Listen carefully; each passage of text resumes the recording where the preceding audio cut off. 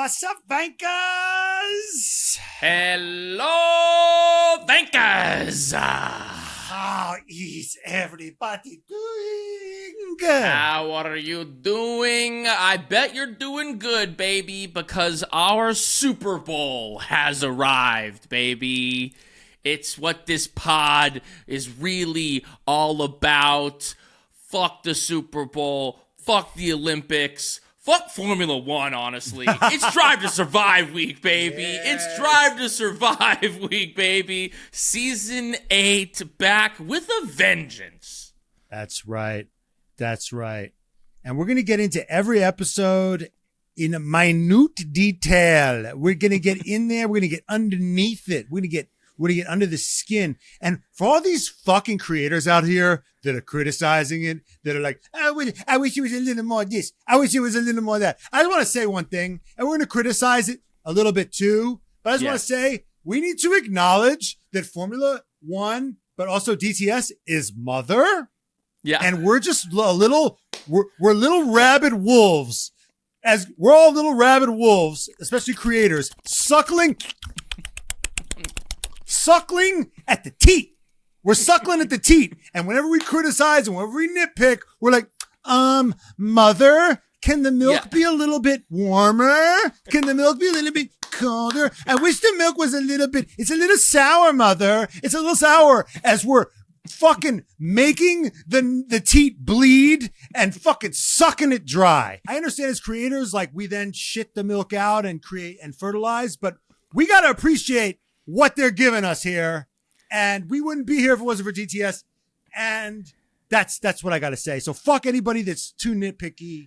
We got to appreciate the gift that we're being given here. I love it. That's right. Let's. I'm sorry I didn't cover everything that you took away from the season. I'm sorry I didn't cover the minutia of what you specifically found important. And listen, was there stuff that I wish that they had covered that they didn't? Sure. But guess what? Was there things that I had no idea I would be getting that I did get? Yes, 100%. But before we get into that, we got some quick business to take care of. First off, subscribe to the pod on YouTube. We got our first episode of Vanka Hours coming out on Wednesday with Gunter. We're going to be talking about Australia. Gunter's going to be giving his 2026 season predictions, and we're getting the ball rolling there. Also, Patreon.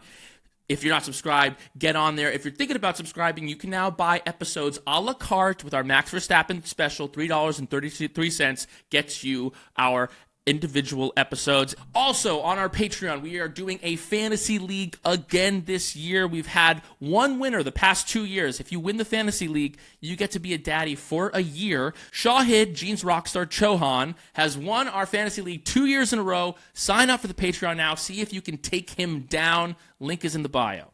And, dude, we got big news. We wrote a book. We've written a book, Formula 101 for F1 fans who love the drama, with a real publisher, okay? St. Martin's Press, ever heard of it? Macmillan, ever heard of it? Okay, this is going to be in bookstores near you. You can pre-order online. Link is in the bio. Please pre-order, because that is how we get on a bestseller list, is that all those pre-orders go into our first week of sales. So then when that first week hits, they go, holy shit! This is going to be a monumental book, so please get it. Also, the booksellers, they order only, they look at pre-sales for how many books they themselves order. So it's important. Right. I've never pre-ordered a book in my life because I was like, why would I do that?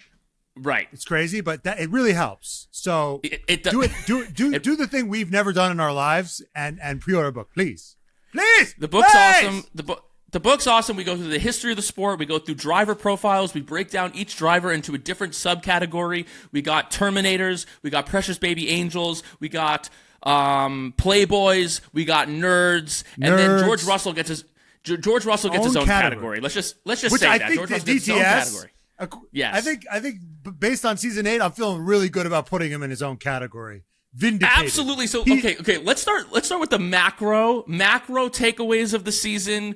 Who are your winners? Who are your losers? Let's talk about the season as a whole before we get into the individual episodes. The winner, rock star, George Russell. Daddy. Daddy George Russell, amazing moments. Constantly, Unbelievable. at least, you know what the thing is? George Russell, for all of his cringe, was trying to entertain us. Mm-hmm. He was doing it for us. Now, and this is going to feed into, I think, something as an actor, I think I've talked about with you. I'm not an actor. Mm-hmm. I've talked about with you. I've talked about with other actors, performers. He was hamming it up for us. Mm-hmm. Dad joke. Witty aside, cringe. Just like in one episode, he says, "This smells like semen." And then in another episode, he goes something to the effect of like, "Well, I know how to pleasure a woman, but I have no idea what goes into pleasuring a man." But he's giving us all these gems. Him on the tube, him on his boat.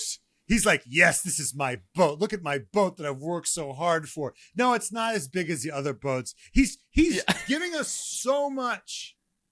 And I think I'm going to now turn. I don't know if you have a rock star, a daddy, but I'm going to now turn to a bit of a wanker who did the opposite. No, because I'm with you with George Russell is daddy of the whole season. Absolutely, 100%. I think by this same token, somebody who had a little too much of their own fun, who was doing who was not really having fun for us. Yeah, I know what you're going to say. Of their own fun. Like, wow, I'm having a good time. Yeah. And I think I've talked about this with another actor who's like, you want to have fun on stage, but not too much fun. The audience feels left out. I remember seeing Little Women, and it was a fine movie, but I remember seeing these actors are really having a lot of fun. I'm feeling a little left out here. You know what I'm saying? Right. Yeah. Zak Brown. Man, he was having a lot of fun. Man, talk about smelling your own load. Jesus Christ. That guy was having way too much fun. Way too much fucking fun. And it was like kind of not touching the fact that the narrative that he was kind of blowing this. Right. And it was like, and it was also, I was okay with him having fun.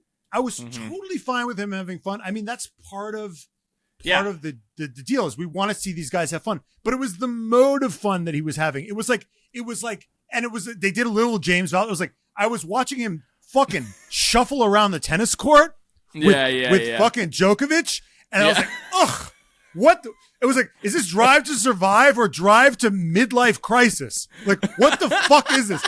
Then when he was like doing a fucking candid chat with Albert Pujols. Now, if you know the lore, you know that he's a big Cardinals fan, and Albert Pujols is like his guy. So like that was like straight Make-A-Wish. That was straight for him. That was straight like a bucket list moment for him. So I was fucking so pissed off. And then to just like put in the middle, like the other good example was like, this has nothing to do with Zach, but like it was like like the oeuvre of the whole thing was like, why am I seeing James Vowles in a fucking jet? Like, why are you trying to make these guys the fucking sex symbols? Here's what I want to see. I want to see fucking Zak Brown on the links. I want to see him doing rich guy shit. Like Christian Horner, rest in peace. Like I want to see him being a douchebag on a horse, shooting ski, doing like Flavio, put him in the Bond villain layer. That's appropriate. Doing old rich guy shit. Not like, and I'm an athlete too. Fuck you. No, you're not. I want to see the young hotties doing the young hot guy shit. I don't want to see the dads doing the young hot guy shit. Like, know your fucking lane, dude. But like, but what's beautiful? Preposterous. It was what's preposterous, beautiful, and it was like he's just like trying to stunt on everybody. And like, if you know the truth, it was like he made it by a fucking pubic hair. It was a pubic hair from a fucking disaster. He won the fucking 2 points he fucking squeezed by on this fucking thing. 2 fucking points. Oh, I mean, it was disgusting. It was absolutely disgusting. I'm sorry. I'm done. What's beautiful, though, about when James Vowles does that is that he thinks that he looks cool. But the reality is, the more you put a lame guy in a cool thing, the lamer the guy looks. So, like, James Vowles thinks that he's, like, pulling a fast one on us, but we have eyes.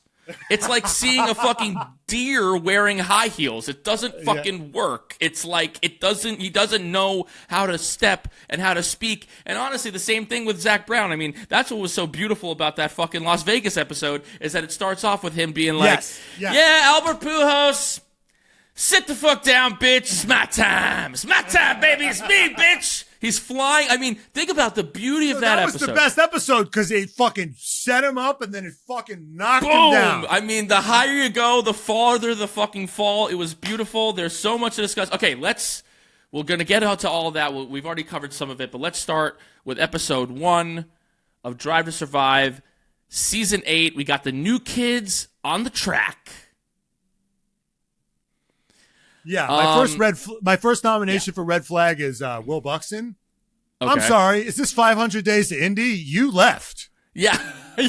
I'm sorry. I thought you were out of here. What the fuck? I thought you were out of here. Carve that out of your contract, I guess. Carve that one out. Carve that out. No, I mean, no hate on Will Buxton, but like, I'm like, you know, this is my storytelling mind. Yeah. It's actions have consequences. Yeah. Like, you don't get to like move to Indy, take a check. I mean, I'm all for him making money and like right. Like, but like in my mind was like, he made a choice. He can't have both. Like, right, that's not how life works. You left. That's not how life works. Dude, Chris Medland's probably like, are you fucking kidding me right now, dude? What the fuck? Right. There's so many other people who are staying in F1 who've been loyal to the game. But he gets to like be the narrator. I'm like, you don't do F1 anymore. He's like, here's the thing you have to understand about our sport. I'm like, no. No. This is no shade on Will, but he's incredible at it. He's the best there is. But like, here's the thing. If you watch, you know he's not there anymore. So it's like completely jarring. Yeah. It's completely jarring. Yeah, I thought we were done with you. Look, I'm by the way, if he wants to come back, we'll all welcome. We'll be glad when he like for sure. Back. And I'm sure there's a bit of him that's like probably waiting in the wings for when Crofty retires. Yeah. Or somebody else retires. Like, I think there's a bit of that. But anyway, I didn't actually have a problem with it. I'm a bit joking, but it was jarring to see him. I didn't expect him to come back. Like for sure. in the movie version, like he doesn't get to do this. But like whatever. Anyway. My red flag, and this is also a red flag for the series. How many podcasts that weren't ours were featured on this fucking show? I'm sorry, Box to Box. I thought we were cool. I thought we had vibes. But oh my god, when I saw Matt and Tommy and fucking the Pit Stop Boys, I was like, are you fucking kidding me? Talking shit? Because every time they cut to a podcast, they're talking shit. It's like, we're the only ones that talk shit.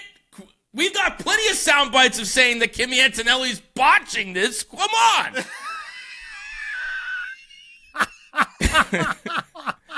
And guess what? I mean, for you all the could haters probably who just survive, play a random clip. You probably wouldn't even have to like look for one. You could just be like, just play it. Go. Yeah.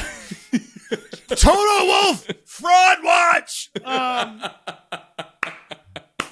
I mean, we could have saved your editor. Like we could have saved you money. You probably wouldn't have to look very much. Yeah. No, that's a red. Yeah. Okay. So let you guys know, we're like doing nominate. We're gonna do what we usually do. Yeah. Red flags, radio. Yes. Yeah, that's a red flag nom. Okay, who's your daddy for episode 1? I mean, my daddy. I didn't know where this was going. My daddy was George Russell, obviously. Yes, let's talk about George Russell on the tube, saying he's like, listen, like, you know, Lewis is gone. I got my new kid brother here. Like he gets to kind of like he gets the son Kimmy after being like Lewis's child for the last 15 years. You know, the picture of him please autograph my book, Lewis. And he's like, yeah, sit the fuck down, George. Now he gets to son Kimmy, and he's like, I'll take Kimmy on the tube to the O2 Arena for the F-175. And this was so beautiful. He goes, they're on the escalators going down into the tube, and he goes, yeah, super efficient. That's how we roll. Dude, that's like it would be like me giving somebody a tour on the subway. That's like, I don't live in New York anymore. Like, I'm actually at least from New York. Like, how often does he actually ride the tube? George, you live in Monaco, and you're like you're a fucking posh wanker. What are you talking about? Yeah, like, this is where He's not from London. He's not from London. Then he gets on the tube. He gets on the tube, and he's like, are these cameras for you? People are like, nobody recognizes him. Then he gets. Then they get off. He's delightful. He's so fucking delightful. He's so generous. Funny. He's so generous. He wants to be. It's like he's earnest. He's trying to be entertaining, which is a bit. You know what he is? He's very millennial, honestly. There's something very millennial about him. I think. How old is he? Can we put in the Jenny? Put in the chat. He's like 28. Yeah, he's in his like upper 20s. So he's like baby. He's like baby millennial. He's baby. He's elder Z, baby millennial. Yeah. That's right. But then they get off the tube, and he's like, and Kimmy's kind of like, wow, this is amazing. Wow, look at all of these. And then someone, bumps into him, and he goes, they'll knock you off here. They're like Verstappen. Like, did you get that, Netflix? Did you get that? Did you get me saying that they're like Verstappen? No, I love him. I love him so much. He's amazing. He gives us so much. Like, even in his attempts to be cool, it's like it's so revealing. That's what it is. Like this is what George. That's what Drive to Survive is. So what's so interesting about Drive to Survive in total is that it's all these guys like trying to be cool. So then you get to see what their idea of cool is. They are performing cool. Yes. That was George performing cool. James Val's on the plane is James Val's performing cool. Yes. And then you get a guy, we'll get to this later, you get a guy like Carlos Sainz who's like, yeah, I'll eat your fucking shitty British food. And James Val's is like, what? You don't eat avocado toast? And you're like, yeah, because you know why? Because Carlos Sainz is actually cool. He's actually cool. Fuck. He doesn't need to perform cool. He's actually cool. Actually cool. Jordan, dude, this was a tough one.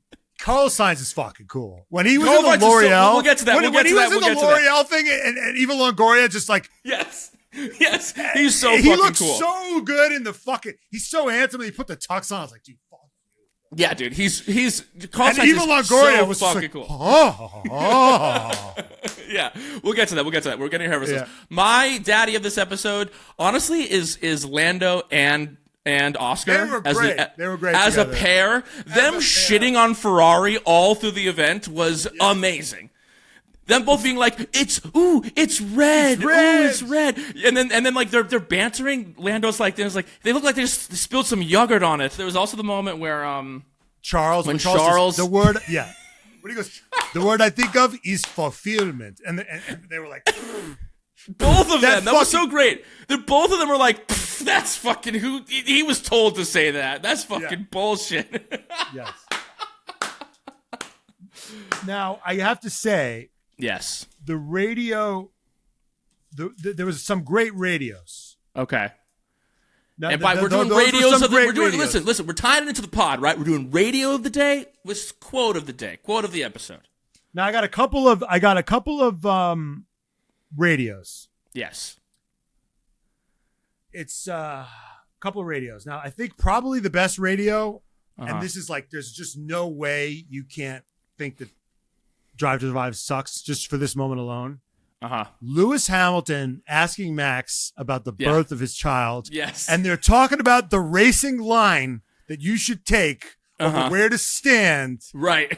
He's like, Like Lewis is like, you're gonna be like right up in there. You're gonna get you're gonna be head on. He's like, right. Max, they're almost like using the racing hands, like where they're gonna take a corner.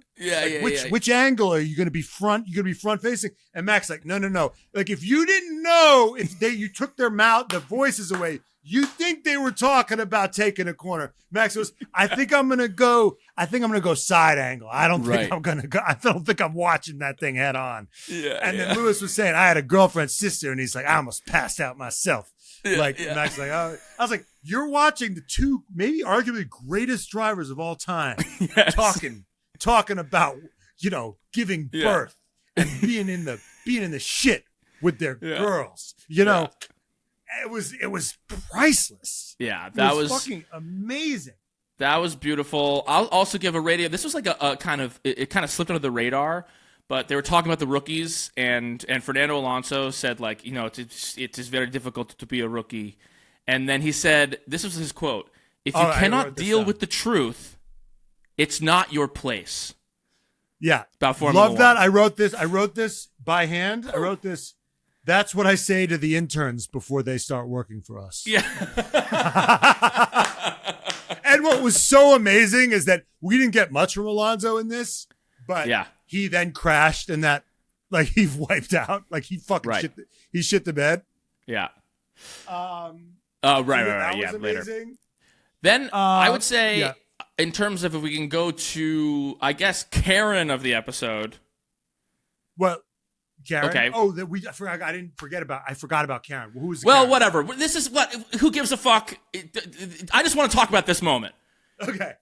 Christian Horner going up on stage, getting booed. Moment. I just put it hottest. I was like, whoo! I was just like, oh my god!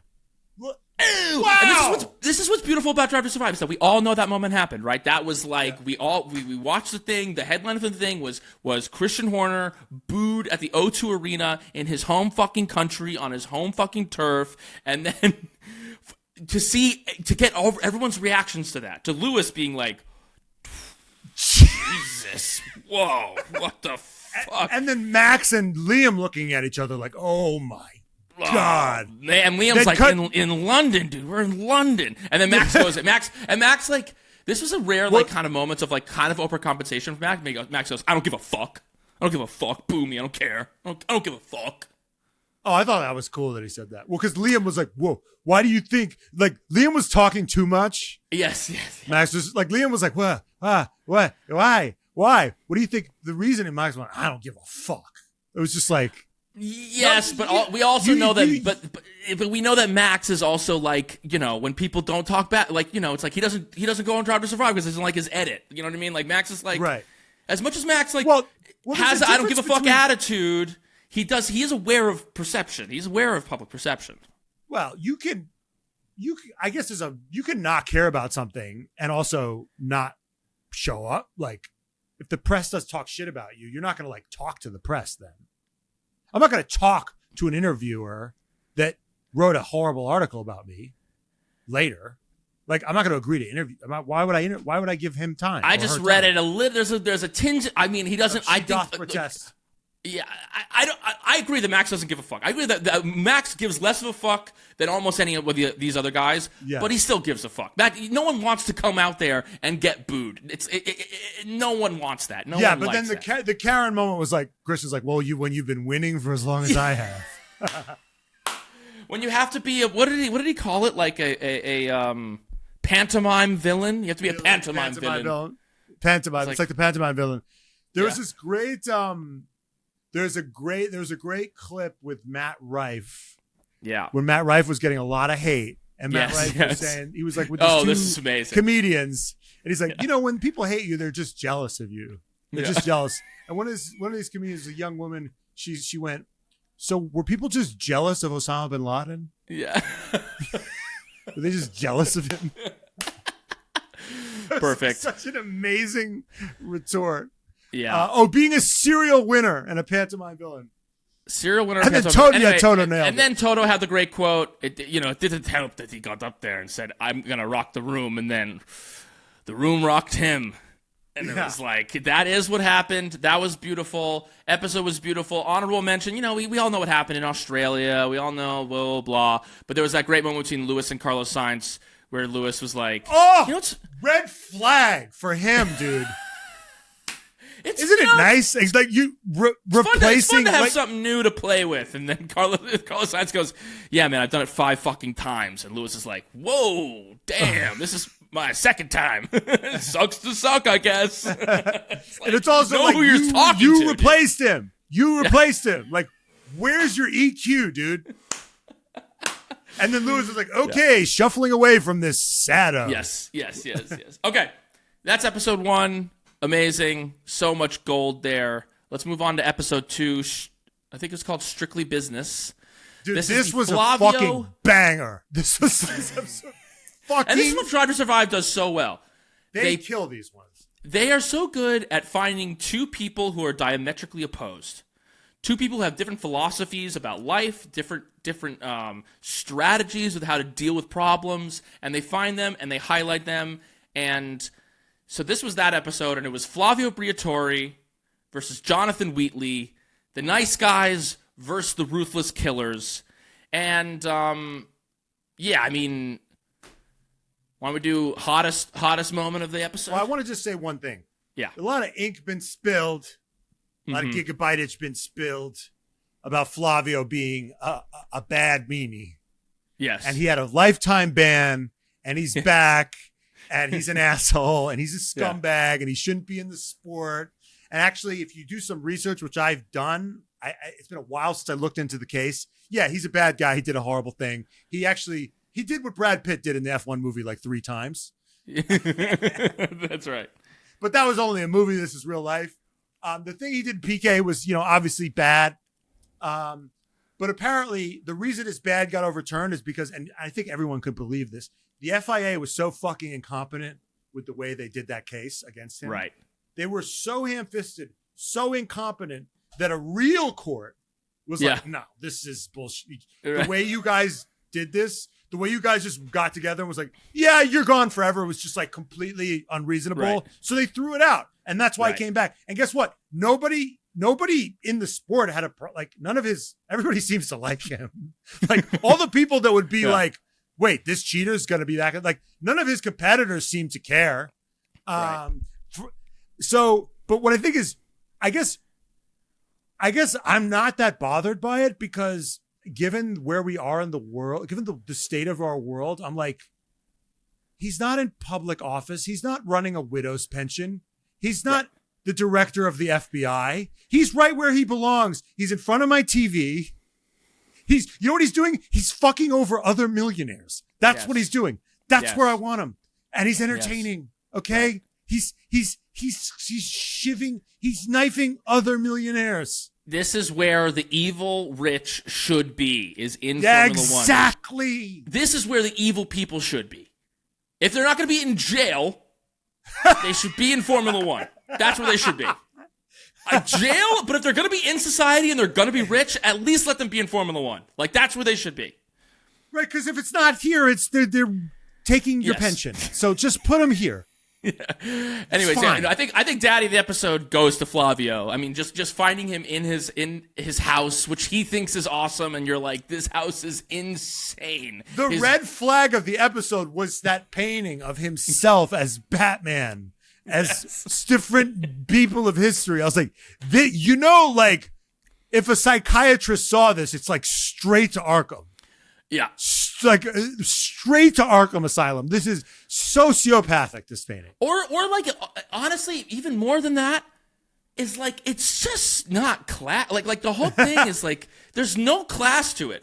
Golden bears in your entryway? Like how, like it's so gaudy. There's no like...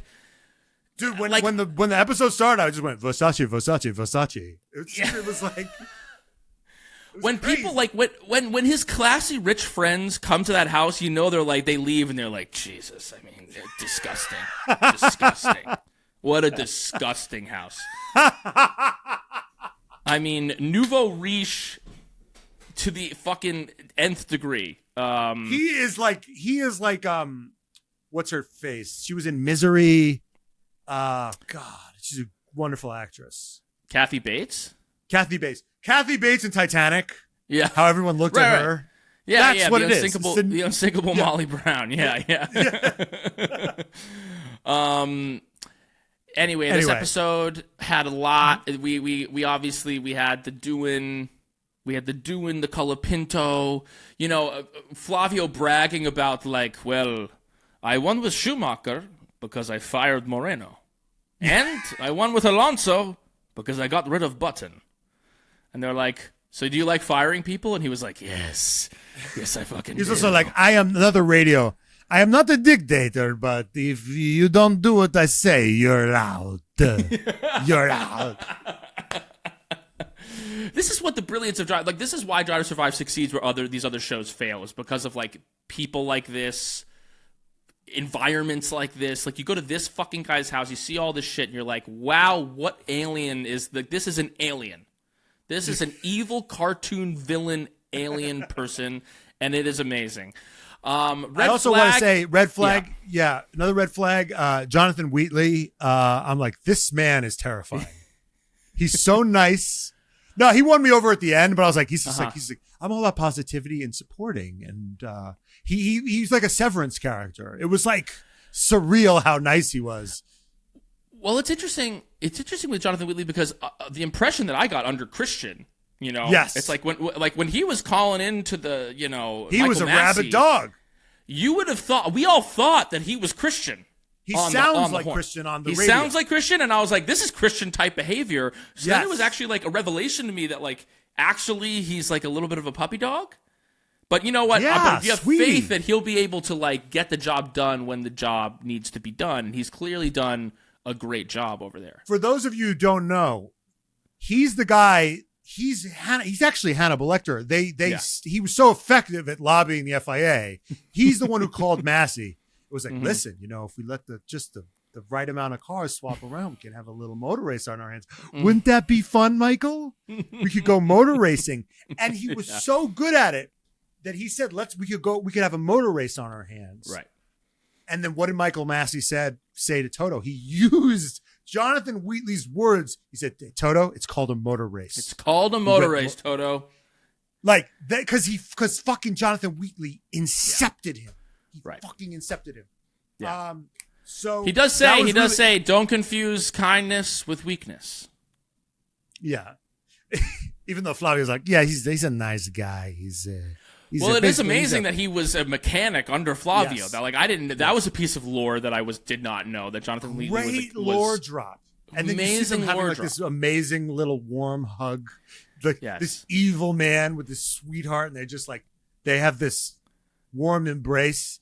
And and what's interesting is what I love about Drive to Survive is that they always show you who Jonathan Wheatley is in relief of Flavio. It's really fucking effective. It's so effective. And we have to, obviously, for me, the hottest moment of the entire episode is only one moment. Yeah. There wasn't anything really sexy about this episode, but the hottest moment is with Franco. There was after you go through the whole Doohan Michigas, the horrible stuff that Doohan has to go through. Right, yeah. I mean, red flag goes to the crazy Colapinto fans. I mean, sending death threats to Jack Doohan, who's done nothing to Franco Colapinto other than just literally be a body in his way. It's not like he had the Liam Lawson I flicked off check. It's like he didn't do anything. Yeah. He's just in the fucking seat. And they're telling him that he's going to have to cut off his limbs. Kim Elman was talking about how he had to, there was some dinner that he was at where they were like, we need to go now because they were worried that there was an actual threat or someone who could had it out for him around. He had to pick up his check and fucking leave the restaurant early because they were that worried about someone actually going rogue and doing something. So just fucking craziness. I know we like Colapinto, but come on. And then the arc of then they have Colapinto come in and he's like, anyway, fuck that guy, I'm here now. But then his ship immediately got fucking sunk in the hottest moment of the whole thing, where they pull him in and He's like, you guys are not the before. Also, what I didn't understand was, do these guys speak Italian? I was a little confused. Because Flavio, I think, was speaking Italian. I don't think so. I think he was speaking like a Italian English double. Whatever. He's just like, he was speaking to them, and he was like, you guys are not performing, and Gasly's doing better than you. I'm paraphrasing. Yeah. And then Franco was like, well, I could do something different with my car. Here's what I'm thinking. We could do something different. He's like, I don't give a shit. You are the problem. You are the problem. Yes. And Franco actually, like, his look on his face was like, okay, but you know who looked like fucking, like, Pierre Gasly was like, the look, it was so funny because Gasly was like, Gasly was like, I like Flavio. He's a straight shooter. You know, I like a guy like that. But Pierre Gasly's look Pierre Gasly was like, oh my God, this is crazy. And it wasn't even talking about him. He looked so uncomfortable. Yeah. Maybe he was performing for the cameras, but I mean, Pierre looked like he wanted to be anywhere but in that room. It was amazing. Yeah, no, that was all great. Yeah, you weren't necessarily paraphrasing earlier when you were like, Gasly's better than you. He literally says that. He literally says to Franco, I wrote it down, quote, Gasly is better than you.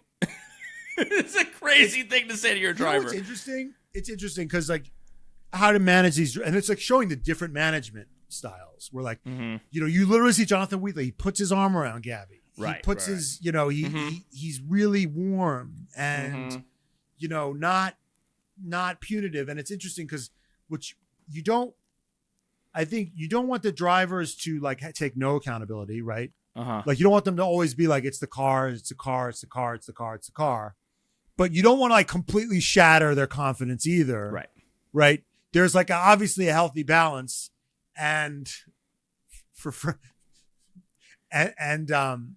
you know, Flavio to say you are the problem is like kind of a bit insane.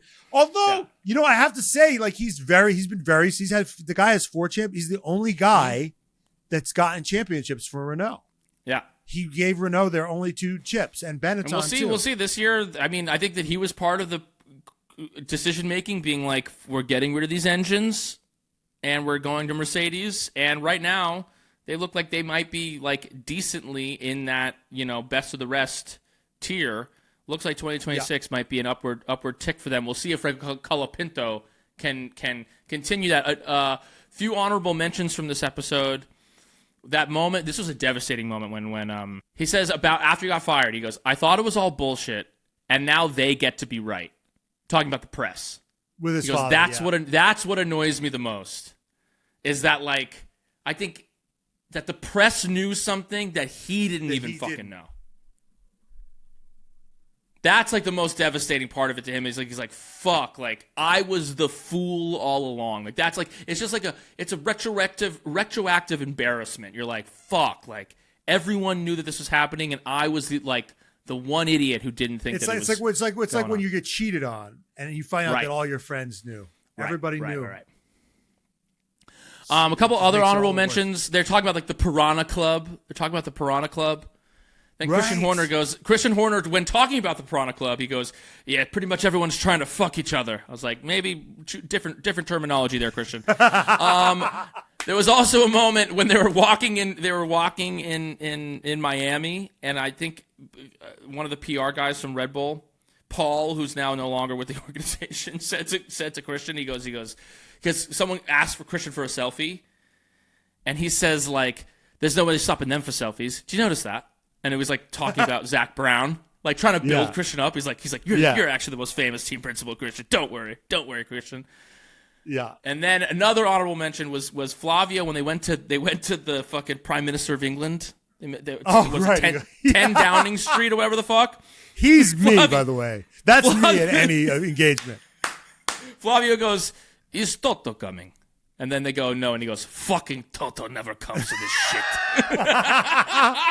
And he's like, and there's no alcohol here? What the fuck?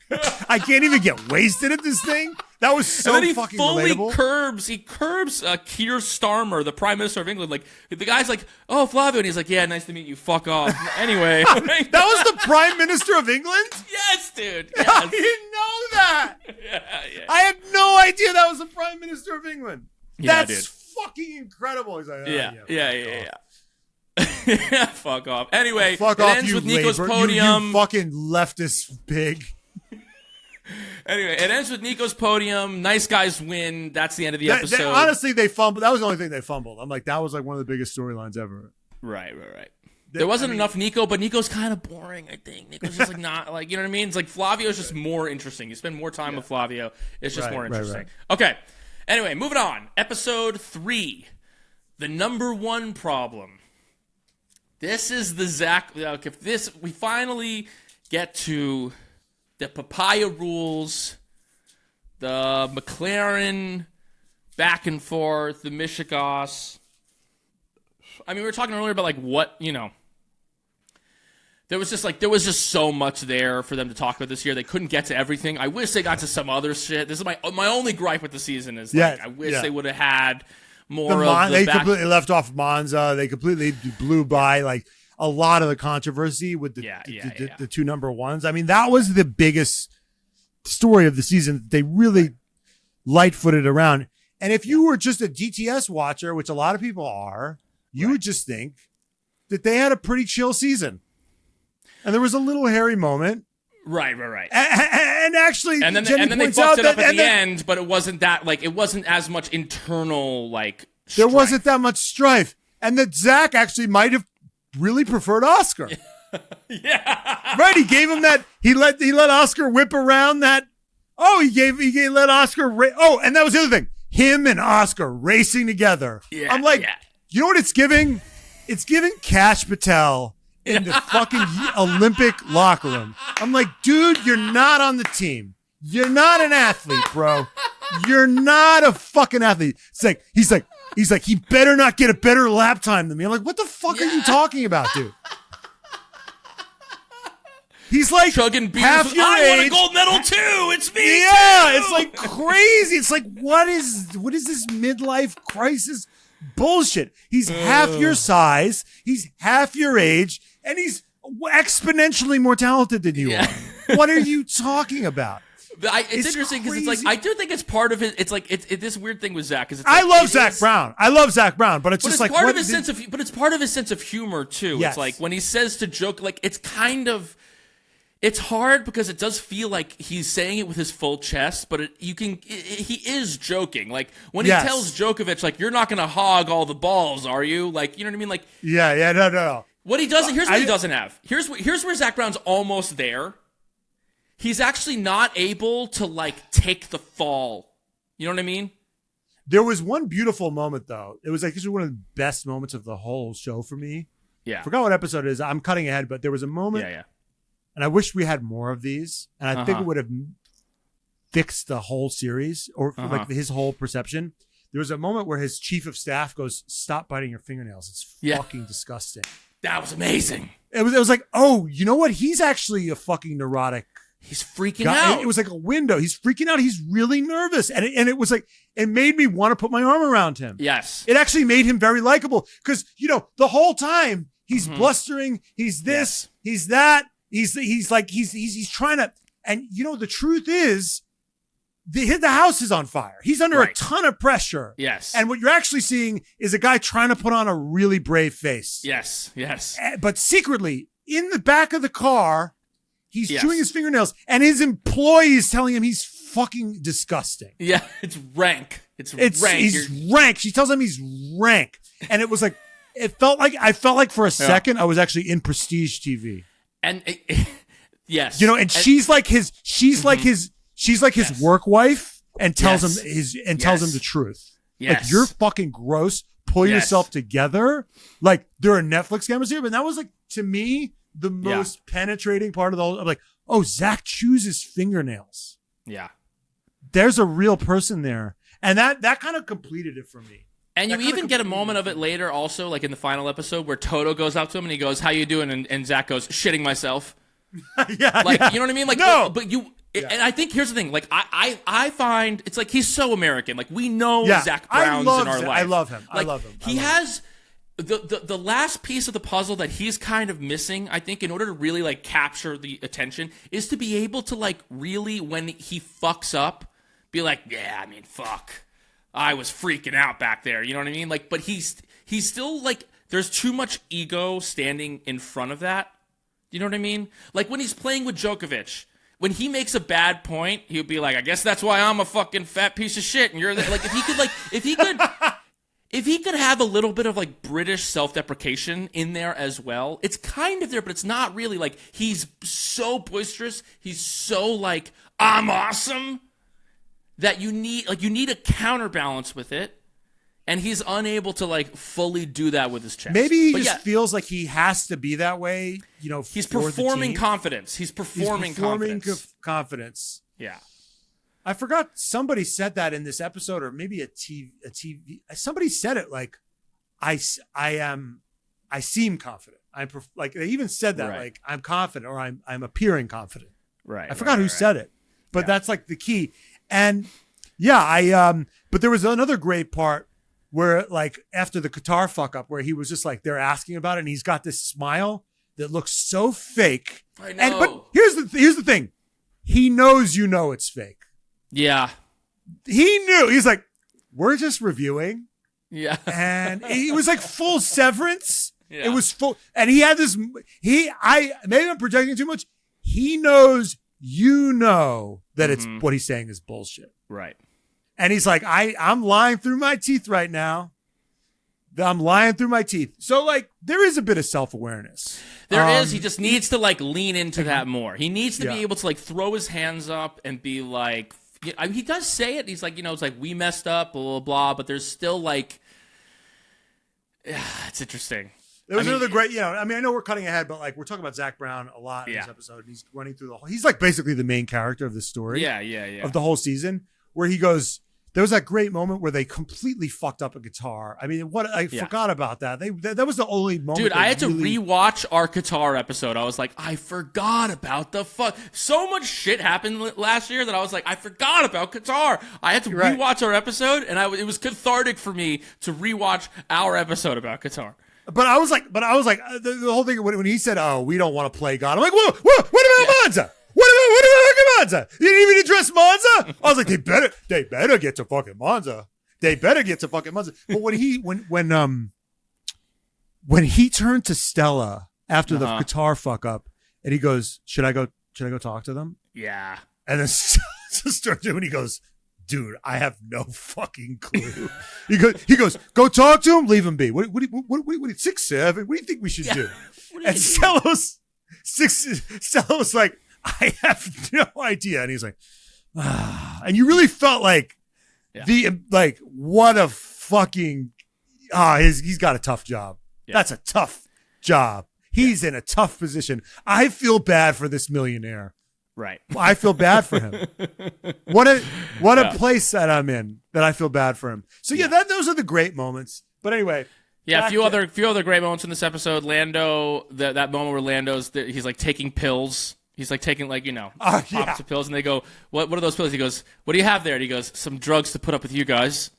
There's these moments with Lando where he's so who George thinks he is. He's who George thinks he is. George is trying to be Lando so bad. It's so easy. You know what it is? Is George rehearses the lines. Lando just comes up with them. Yeah. George is like, you know what? I think I'll say this. Yeah, I'm going to say this right now. This is going to be good. They're going to love this. Yeah. And then Lando is like, Lando's very present. Yeah. Lando's very present. And what was another thing? I think it was this episode that was really interesting. And I wish they had done more. Was it this episode what was the episode with Lando where they kind of really contrast Lando and Oscar very effectively? Was it this one? This one. Yeah. Yeah. Where it's like, and Nico was talking about it too. Yep. Yeah. They bring in Nico to get in there. But it was very hottest moment of the episode. Hottest moment of the episode is when they're like these guys, blah blah blah, and then they're like, and we brought in an expert, and it's like Nico Rosberg in his fucking silk ass shirt, and he's like, Nico Rosberg, 2016 world champion. I'm like, enter honestly, daddy of the episode, Nico Rosberg coming in being like, He's like, let me tell you what's really going on here. Let me tell you what's really happening. I'm like, where the fuck has this guy been? I'm like, you wheel this guy out season 8. He should have been in this fucking thing season 1. He's the best. But He's and then he goes, anyway, he has? Yeah. Anyway, I forgot. Anyway, first take, Jenny points out. First thing he goes, yeah, Lewis couldn't get the name right when he did. I'm like, what? And they even called it out. They're like, wow, first Lewis dig, 5 seconds in. Great. We're off to a good start. They clock him amazing. Yeah. Yeah. They go, clock it. It was really interesting. Joanna, Yeah. my fiance, she was like in and out, like while I was watching this. And she was there when Oscar was like, I'm not very, they were talking about, Oscar's the Iceman. He's this, he's that. He doesn't fucking feel pain. You know? Feels and nothing. Lando's, and then they like talk about Lando's a pussy. He's a bitch. He cries to his mother every night. That was like kind of the vibe, right? And then they were kind of talking about that, and they cut to Oscar. Oscar's like, I don't get emotional because emotions never solve your problems. And Joanna was not paying attention to this show at all. She was like, couldn't give a fuck. She looked up from her computer and she looked at that and she went, when he said that, I went, vroom. Like, what? Because for context, she is a therapist. She's a therapist. She goes, as an emotionally focused therapist, she's an emotionally focused, she does EFT. She goes, as an emotionally focused therapist, I have to disagree. And she says, she says something very interesting. She goes, you can't give into your emotions, but you can't ignore them either. And you have to like check in with your emotions to figure out like what you even want. Like, because your emotions kind of guide you. Like, and she also says, I wrote this down. You have to name it to tame it. So if you just ignore it, you're not even like, it's going to sneak up on you. And then I was like, well, you, and then there was this great moment where Oscar's, and they're like, Oscar's fucking killing it. It was that great moment where Oscar's just sitting there chilling, and Lando's just like, Lando's just like amazing. Like, they were paid actors, in a drama class to like do the two different energies. And then I was like thinking to myself, well, actually, like Oscar had a complete fucking collapse. And I was thinking about this. I was like, they never paid that off. They never. I know. Because that was a big narrative. I know. That at least we were talking about. I know. And I think the media was talking about was like their mentalities. And that was the most interesting thing about this battle was like, which was the guy who was like emotional, was fire or ice? Who was gonna, I don't know if Lando's fire, but you know what I mean? Like, the warm guy or the cold guy, right? And the ice cracked at the end. Yeah, right. So, and that would have been and they only did 8 episodes this year. I'm like, I know. I don't know why. Like they could have, they missed Monza. They missed that whole, I mean, I'm sure they had their reasons. I'm sure if you got a producer on it, you're like, well, look, dude, stop, shut the fuck up. But like, we had our reasons, but like, they set it up so well.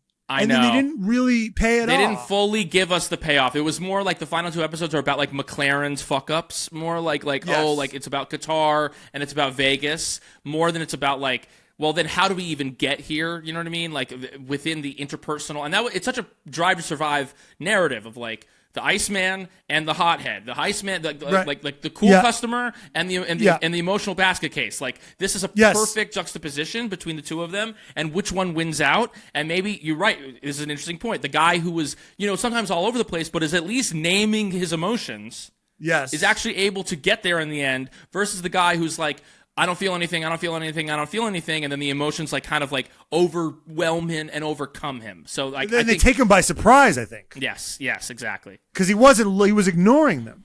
So I think, and they set it up so perfectly. Like it starts with Lando taking pills, which maybe he was joking, but could very well be SSRIs for all we know. He was like, these are pills to deal with the stress, my fucking social anxiety of dealing with you. It was like perfectly set up.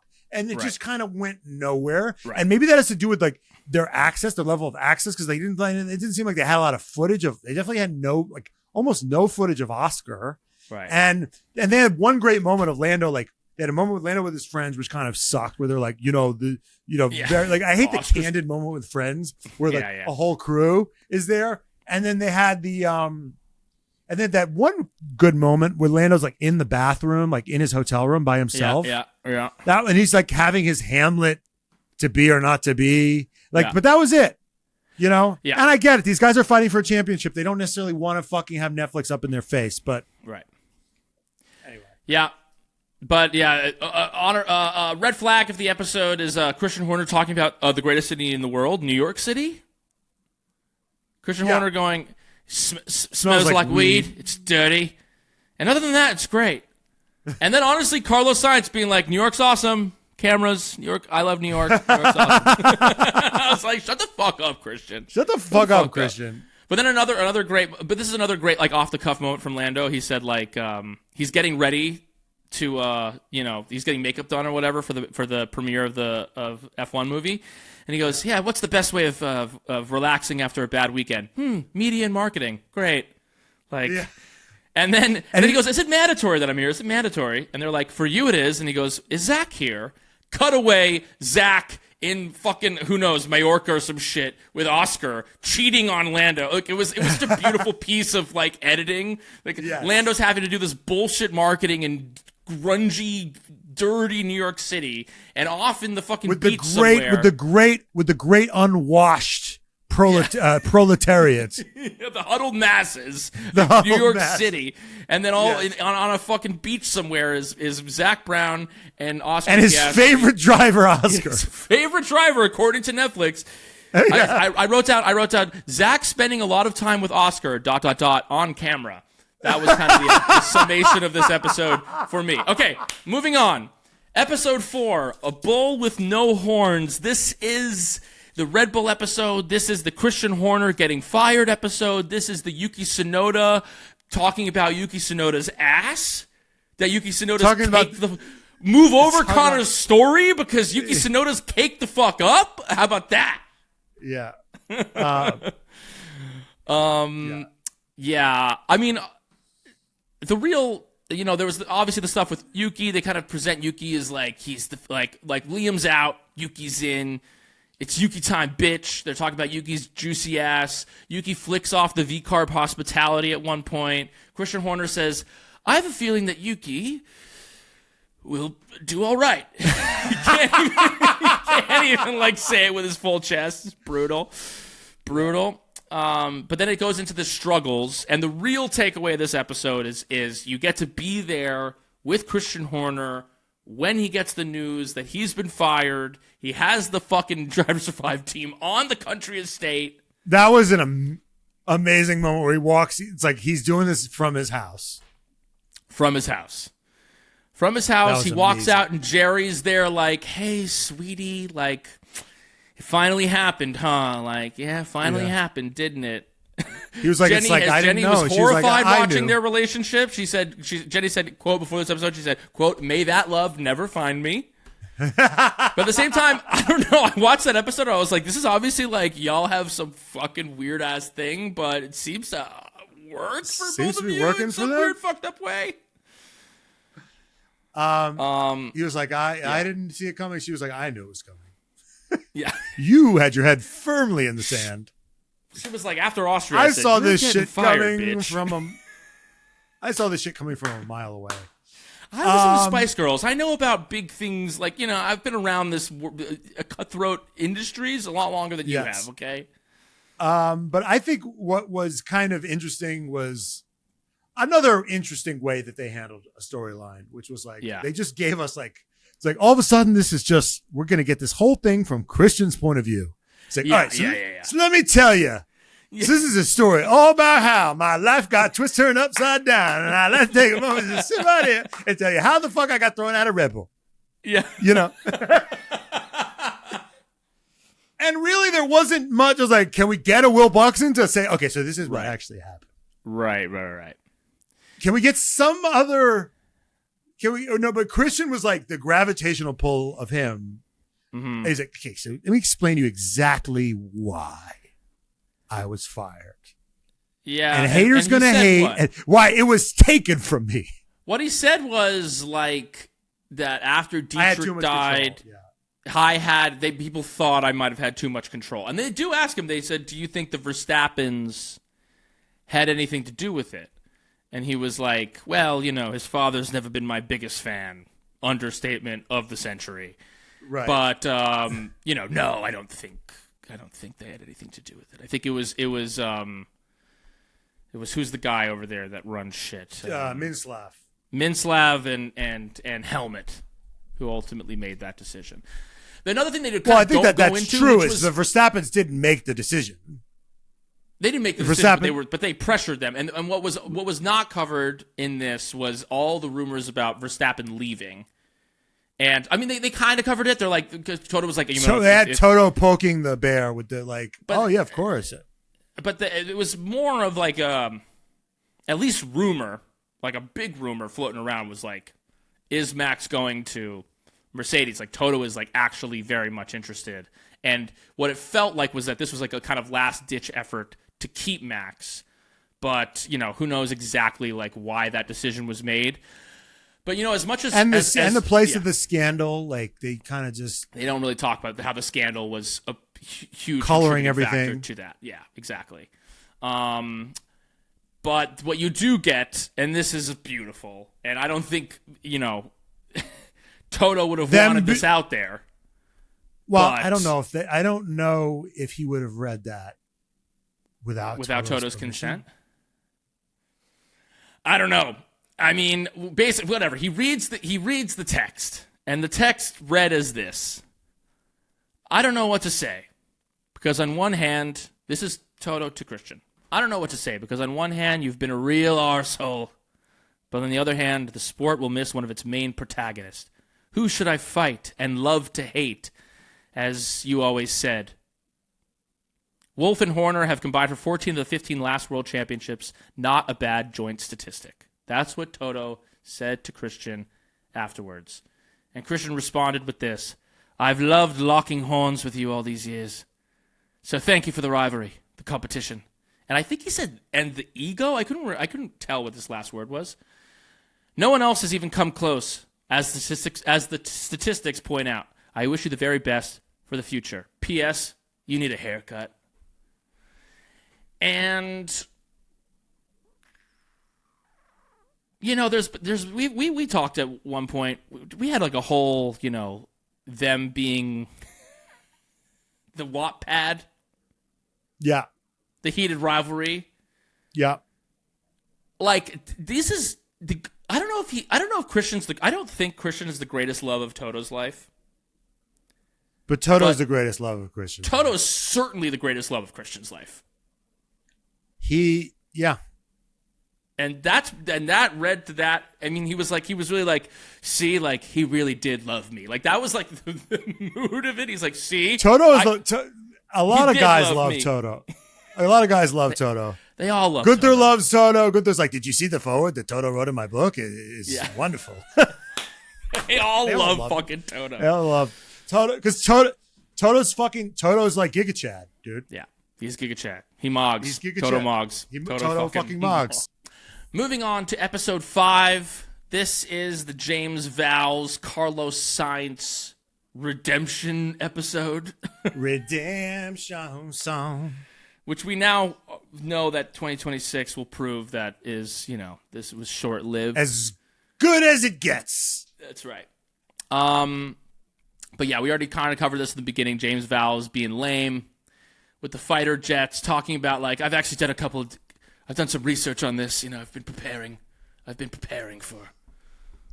Red flag. One of the red flags I had here was Carlos Dos. First, he was complaining about the food. I'm like, dude, you're lucky to be here. Yeah. Shut the fuck up. So talk about complaining about the milk.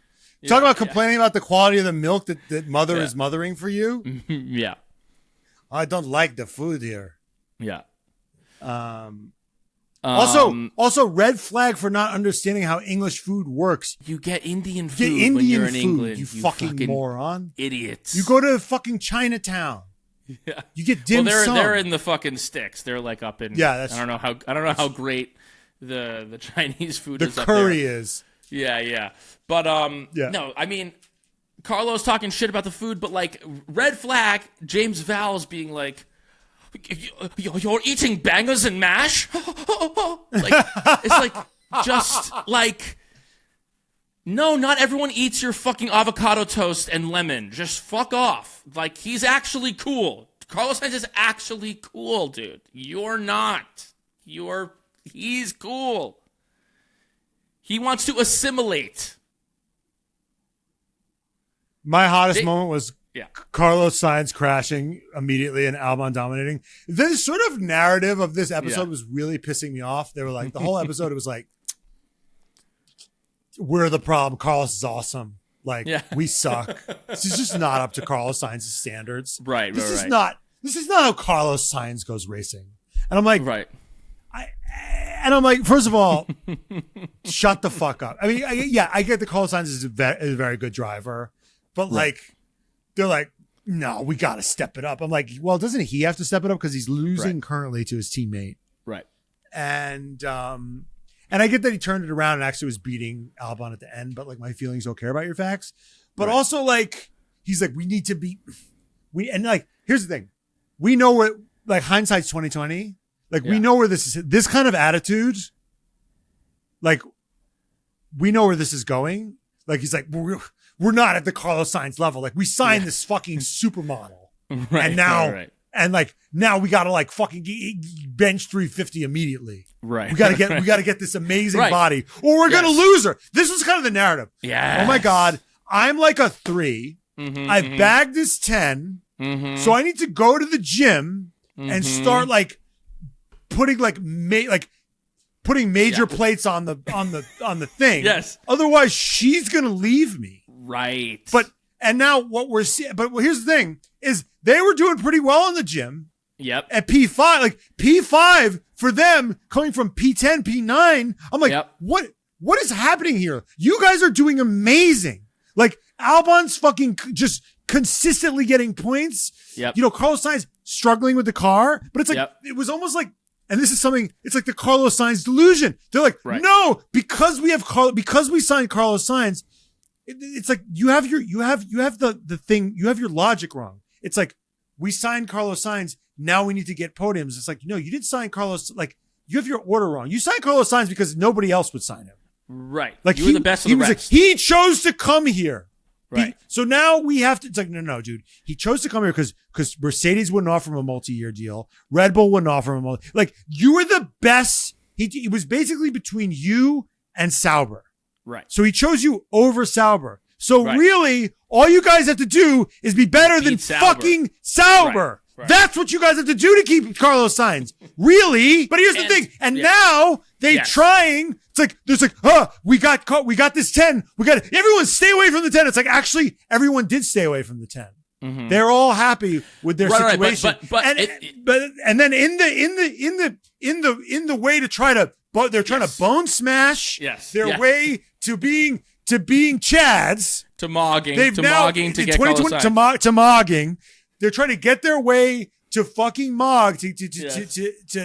They're bone smashing. They're doing the peptides. They're doing crystal meth for 2026. Get there. They fucking now put themselves in the hospital. Thank you. Wow. They're overweight. They're overweight. And guess what? Now the 10 is definitely going to leave. They're worse off than they were when they fucking started. Right. It's like crazy.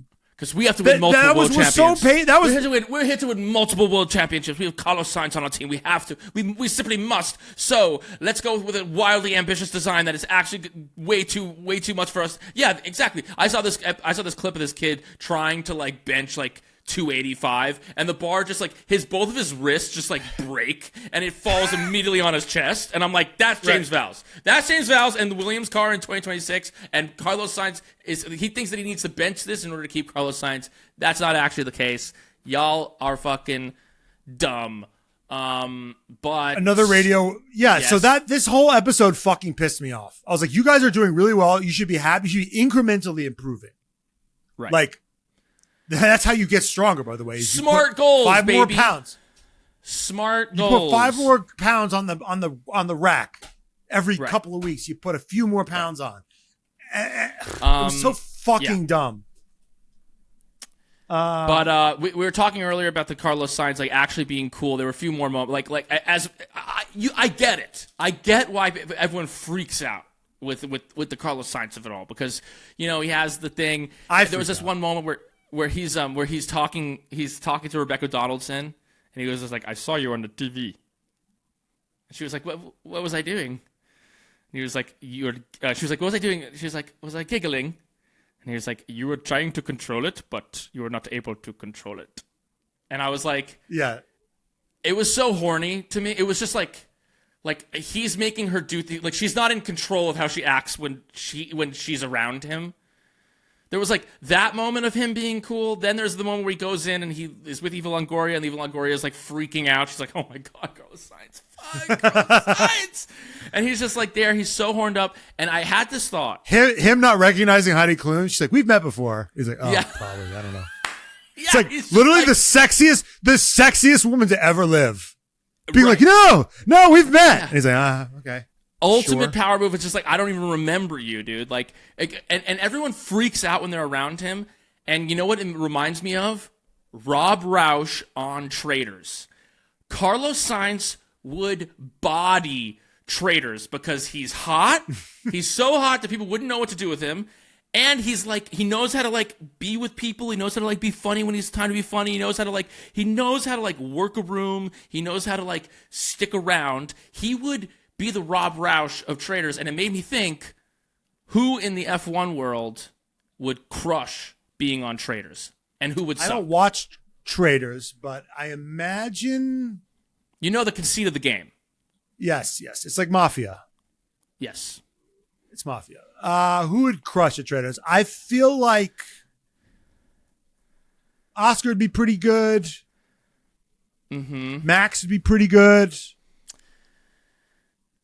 Max, but here's the thing with Traitors is that like if you come in too hot, you get killed. Like you have to like find the sweet spot. Like if you're too smart from the outset, if you're too like there like trying to like.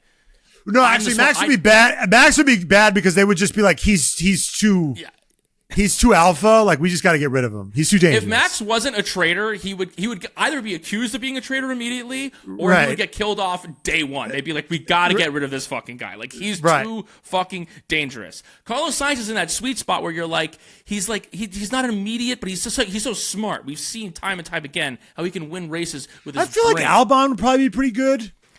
Albon would be good because it's good to be like kind of just like friendly with everybody. George Russell would be hilarious because you want George Russell to be a faithful because he would really like take it upon himself to try to like win the game for everyone. Like, it is my job to figure out who is a traitor, and he would be like wrong a lot of the time. Like he would sniff out someone who was like fully not a traitor. George would kind of appoint himself like the leader of the faithful. Yes. Yes. And he would get killed eventually, but he would make good TV. He would make Jenny says Lance would be the best traitor. Lance would be a good traitor. Because sometimes the best thing you can be as a traitor is like a fly on the wall. Sometimes the best thing you can be in the traitor is just like part of the scenery. I think that Leclerc would be horrible. Leclerc would be horrible. Leclerc would never know who. Like, he would be wrong 100% of the time. He would just not. He would always have the wrong theory. So he'd be uncomfortable. Lando would be horrendous. Who would be horrendous? Lando would be horrendous. Lando would be bad. Yuki would be bad. Yuki would be bad. Well, Yuki's gone, but Yuki's gone. Well, he's stopped. I think Liam would be pretty bad. Liam wouldn't be great. Liam would be bad. In terms of who would make a good traitor, I think that Oscar would make a good traitor. I think that Sainz would make a good traitor. I think that Hadjar could be a good traitor. Because he could be like both things. He could be like goofy and, a killer. Yes. He's a bit babyface assassin. Exactly. Those make the best traitors are babyface assassins. That's why Max would not be a good traitor, because you'd just be like, that guy's a fucking traitor. Fernando would be a bad traitor. You'd be like, he's a fucking traitor. Right. I mean, he'd get voted, even as a faithful, he'd get killed. Ocon would be a terrible traitor. He would hate to be a faithful. That's Bottas, great traitor. Bottas would be a great traitor. Checo too. Checo would be a decent one, yeah. Checo's chill. He doesn't. I feel like he would blend in. Yeah. Kind of unbothered. Yeah. So it's really like the mild-mannered people that kill. It's the people How do you think who Lewis are would do? Unexpectedly ruthless. I think that Lewis would hate being a traitor. I think he'd be a decent faithful. I think he'd be a good faithful. But I think that he would. I don't know how he would do as a. Why he just doesn't want to be the bad guy? I think so. Yeah, I think it would make him uncomfortable. Like being ruthless. Being super ruthless. Yeah. I see. So he just doesn't have the. He has too much moral clarity to be a traitor. Yes. Yeah. You need to really be able to like relish in the the dark. But I don't understand. Like, see, this is why because I was watching like the finale the other day with Joanna. Yeah. And I was like, why are these people so butthurt? Like, it's like not real life. Like it's a game. But it's simulating real life. You do feel like you get accused. Like people, you make connections with people, and it simulates real life. So it's like, and then when you're being accused of being like someone that you're not, it's like you're being like put on trial for things that you aren't doing. It's like a really vulnerable, scary thing. It's like, it's still people being like, I think that you are not who you say you are. And you're like, I am. I swear to God, guys. Like, I'm a faithful. They're like, you're a fucking traitor. We're banishing you. And there is a real intense sense of betrayal. Ainsley says Lewis is Donna Kelsey. Didn't she like suck? Voted out. Like, she was a traitor. And then they all knew. They were just like, you're a fucking traitor, dude. Like, you're so Ainsley bad asked, who's Lisa Rinna? Who is Lisa Rinna? Who is Lisa Rinna? I don't know if anyone can really claim that in this paddock. It's like, who's the most kind of like out there? Maybe Colapinto or Lando, honestly, or Gasly. Maybe I think Gasly. Bottas could be a Rinna, but no, Bottas is too like friendly. He's not like actually. Gasly would suck. Wouldn't Gasly suck at being a traitor? He would be great at being a traitor. He'd be a decent faithful, because I think you always need like one like earnest golden retriever straight guy to be like taking the game seriously and being good at sussing people out. Like that happens every year. There's always one of those. That could be Gasly. Okay. That's enough of that bit. We're moving on. Okay. Anyway, then this Carlos Sainz, he gets his podium. We all know what fucking happens. James Vowles looks like a hero, but 2026 will bring different conclusions. Okay, episode 6. This is the Kimi versus Lewis episode. This is really like the Kimi Antonelli episode. This whole year we were talking about Kimi and that they brought him in too quickly, and it was too much pressure, too much too soon, that they jumped the gun with him. And it's interesting because I think that, this episode tries to kind of spin it as like, and then at the end, they do this a lot of these episodes. It's like they start out this way, but by the end of the episode, they've overcome the difficulty. It's always affirming. It's always affirming. It's like, it's never like, yeah, and they fucked up with that one. They should have never hired that guy. Right. It's like even the Lando episode, it's like he starts at, like the Lando episode ends with him winning in Silverstone. They're like, and he overcame it in Silverstone. And then it was all good from there. And it was like, no, there was more going on. But anyway, I think you really did get a sense for the toll that this year took on Kimi in this episode. And it was a really humanizing episode for him. You really did get a sense of like who he is, how he kind of differs maybe from like people of previous generations, that you gotta like, he really wears his heart on his sleeve. He really like takes things personally, and he's like a young, sweet, vulnerable kid. As much as he's been like a killer you see his on room. paper. Yeah. I was such a like his room is he has such a child's room, and you're like, he is a child. Yeah. He is a child. Yeah. And then I'm like, yeah, and George Russell beat the shit out of him, and right. But then I was thinking, Lando beat the shit out of Oscar Piastri the first year, and he beat him the second year too, and it's like, right. Takes a few years. It takes a few years, but like I didn't think this episode like it was effective in humanizing him and making you pull for him, and right. But I mean, like putting him against Lewis, this episode, it wasn't clocking to me as much. It wasn't as much of like a 1-to-1. It was kind of like, they're competing for this thing. They're the two struggling drivers. There's interesting like stuff literally between their dynamic, but like in terms of like emotionally, it's not like they are diametrically opposed in terms of vibe. You know what I mean? But it wasn't a 1-to-1. It was apples to more oranges. So this episode was just kind of, you got good insight into him. We had that moment where he's like crying in the press conference. You could like see that like this year was really taking a toll on him. You saw that great moment where he's talking to Lewis about like, he's like, it's crazy, especially the media days. Whew, they just keep. He's like, I had 42, and Lewis is like, first time. Like, I don't get like this. Like, what are you complaining about? I don't know. I run a fucking charity, and I go to the Met Gala. And like you're young, like I don't think Lewis had a lot of time for him complaining about media. Yeah, I think he was, but I feel like I don't know. In the beginning of his time, when Lewis like first came in, it was like no one cared about F1. Right, it wasn't as much of like the fucking behemoth that he is now, and he's on fucking. Imagine what the Red Bull guys have to do, because like I'm like he does 42 media days. Where are they? I haven't seen them. Where are these fucking Mercedes media days?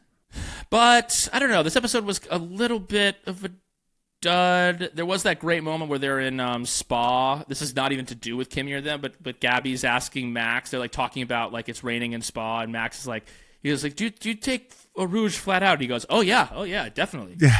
Yeah, he's like, dude, you got to tell me that, bro. Like, dude, be careful. Like, I follow you to the end of the earth. Like, you are Max Verstappen, and I am Gabby Bortoletto, and you grace me with your attention. But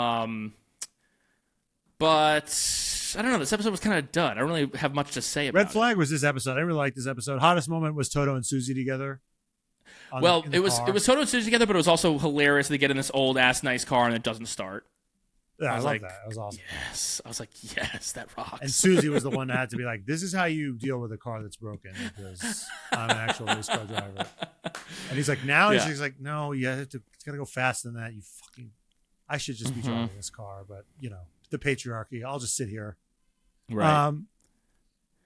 So that was well, fun. there was that great moment. This is where you have the great moment with George Russell where they're walking by the way. He goes, they're like, which one's your boat, George? And he goes, yeah, you see that white one, that big white one over there? He goes, yeah, that's not mine. It's like, maybe one day. And he's on the boat. He's on the front deck with Carmen. They're out. He's just like fucking shirtless with everything out. And Carmen's like, this team would be nowhere without you, George. She's like, yeah. There's that great, I don't know if this is a true quote, but they asked Michelle Obama. Someone was like, I don't know if this is even real, but there was some quote I've heard it tell, which like they asked Michelle Obama, like, what if you had married someone else? Like, what do you think you would both be doing? And she goes, Barack would be a lawyer, and whoever I was with would be president. That was the vibe of Carmen. That was the vibe of Carmen being like, this team would be nowhere without you, George. You are the team. Don't forget it. Put your courage to the sticking. What's the line that you said?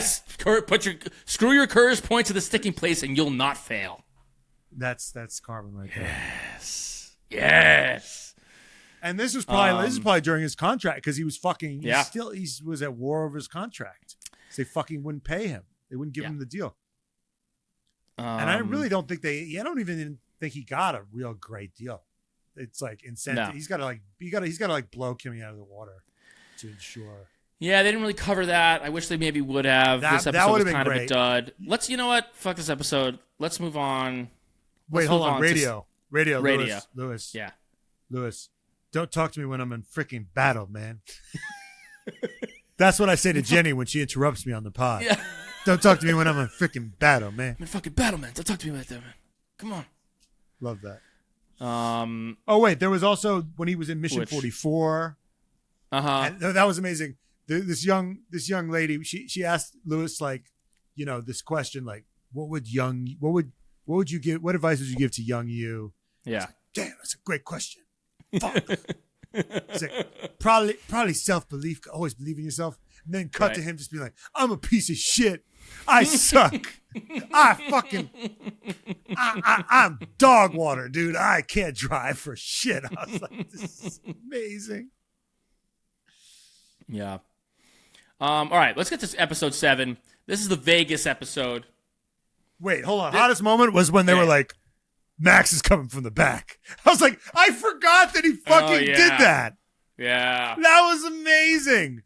And radio, and Kim was like, I did not think he expected this. I was like, nobody expected that.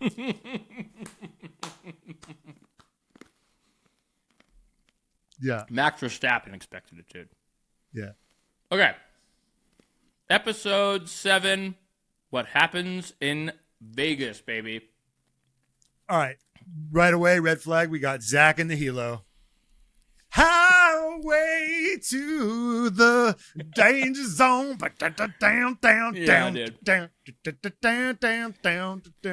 It's like, what? I just, he's talking to Pujols. I literally, you guys can see my handwriting. I wrote, Zach feeling himself. I wrote, Zach heat check. I wrote, Zach on a roll. And I get we're setting him up for ultimate failure, and then they have the great check, a fucking Fred Vasseur in fucking traffic. Yeah. Amazing cut. They always nail those cuts. They always nail those cuts. But yeah, no, Zach, like, given that toast, the toast was like insane. He's like, we've got legends of baseball, basketball, golf, motorsport. But the biggest legend of all, me! The king sits last. That only works if you're like not actually on top of the, like, it's like, you know what I mean? Like, it's he's winning everything at that point. You're winning right now. So it's like, yes. It's not, you gotta be against something. You can't be like on There's no tension. No tension. It was hilarious. I will say that Toto Wolff, you see them, Toto Wolff like throws a dice roll. He's playing craps. Came in my pants when he did that. You liked that? Here's what I'll say. But that's what he should be doing. That's like, here's the thing. Toto's always doing appropriate things. He's always like, I'll watch a rich guy throw the dice. I'll watch him work out with his son. I'll watch him drive a fancy car with his wife. It's always kind of appropriate. Like, sure. He's doing, I mean, obviously he's better looking than everybody else alive, but like, he's always like doing the appropriate thing. This is maybe just the part of me that likes, it's like the way he threw the dice, I was like, fucking rookie, dude. That is dude, that's not how you throw dice. You don't do the like shake them up in your fist and throw them. How do you do it? You take them, you put it, you have a way that you do it. You want your certain numbers on top. You take them, the two. Brian, this is like dumb science. Is this real? Like, or you just? This is just how you do it, baby. This is what I'm learning. This is the way that is done. If some guy comes to the table and he's like, I gotta this, the guys who play craps, they go, oh god, we gotta fucking this guy. This guy don't know what he's doing. I did love the like. Anyway, I did love the like. They always do the like. It's Drive to Survive, and it's the pit stop. Yeah. They did the like. The chips falling, as instead of the pit stop. I was like, sweet, nice little thing there. But they're juxtaposing all the team principles. They're juxtaposing the top 4 guys. It's Zak Brown, it's Toto Wolff, it's Fred Vasseur, and it's Laurent Mekies, and they're doing all of them.